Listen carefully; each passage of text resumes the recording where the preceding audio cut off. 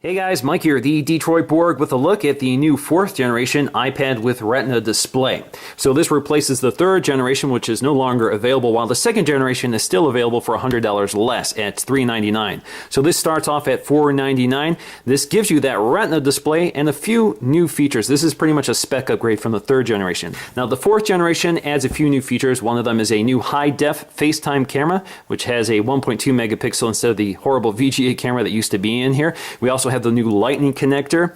We also have new cellular technology in here, which now makes this more compatible with a variety of LTE carriers, not just AT&T and Verizon. So this means this is now available on Sprint and other global carriers. The big change is internal, so we now have an A6X processor replacing the A5X processor. So you can basically think of this as the iPhone 5 processor plus quad-core graphics, so that's the X in that equation. Quad-core graphics is needed to power the Retina display on this tablet. Now the design of the iPad is unchanged. Really the only visible difference is the new Lightning connector, which is now smaller. Now another change in here relates to the power adapter. So they've added a 12-watt power adapter to increase charging speed. So we go from 10 watt from the iPad 3rd generation to 12 watt. So that shaves off about 30 minutes off the charging time.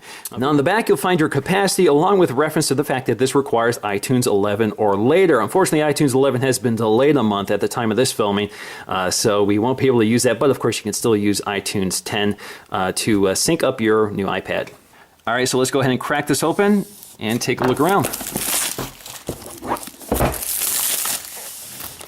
All right, so we're just going to pop the lid here. Come on, there we go. So here we have the iPad in its plastic envelope. We're going to take a look at this in just a minute while we cover the accessories. So here we have the new 12-watt power supply. So we're just going to peel this off and slide it out. And there you go. Same as the 10-watt, looks about the same. So you still have that removable adapter. In the US, these are foldable, so you can travel with this a little more conveniently. And of course, you have your USB connector. And in fact, on the bottom, if you look, you'll see 12-watt USB power adapter. Now, taking a quick look at the literature packet here, we have designed by Apple in California. If we pop this open, we should find, among other things, we have our Quick Start Guide, which is basically a single piece pamphlet which tells you about the buttons and controls. We have our warranty and Apple information, and of course we have our Apple stickers. Below that is our USB to Lightning connector. Again, that nice smaller Lightning connector here. As you can see, it's very tiny, very small, and can handle the power required for the iPad. Now getting back to the iPad, we're just going to peel open this envelope. So you just pull this tab here. Nice sound. Slide it out. Now taking a look around, you can see the only immediately noticeable change here is that smaller Lightning connector. Otherwise, everything is still the same. So we still have that mono speaker back here, which fires toward the side and back. On the side, we have our plastic volume up and down buttons, as well as our rotation lock or mute switch, depending on how you have that configured. You also have your sleep wake button. You have your 5 megapixel iSight camera. We have your microphone up top, as well as our headphone jack. At the center, we'll find our black Apple logo, as well as iPad. No capacity information is indicated. Now on the front, we'll find our classic home button. And at the top, we'll find our new 1.2 megapixel FaceTime camera capable of recording video at 720p. You also find if you look really closely, you'll see the ambient light sensor just above it. Now let's go ahead and start this up just by pressing and holding the power button at top. So there we go, we have the iPad with that beautiful Retina display. Still the same resolution as the last generation iPad, so let's go ahead and set this up so we can connect to our wireless network here. Alright, so I'm done setting up my iPad and I can start using it.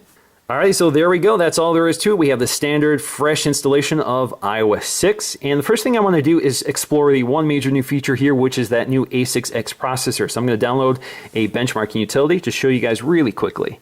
Now, when you launch the App Store for the first time with a new installation of iOS 6, they do encourage you to download several apps that are not included.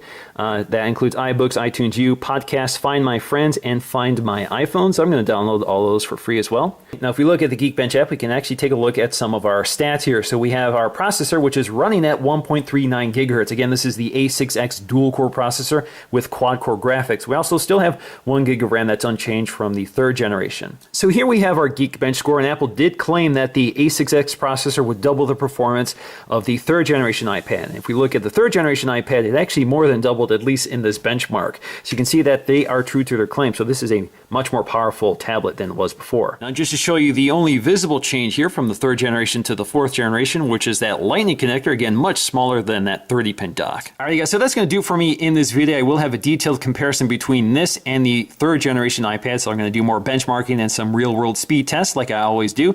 And of course, we have the iPad mini coming up here, so stay tuned for that video. And until then, see you again in the next one.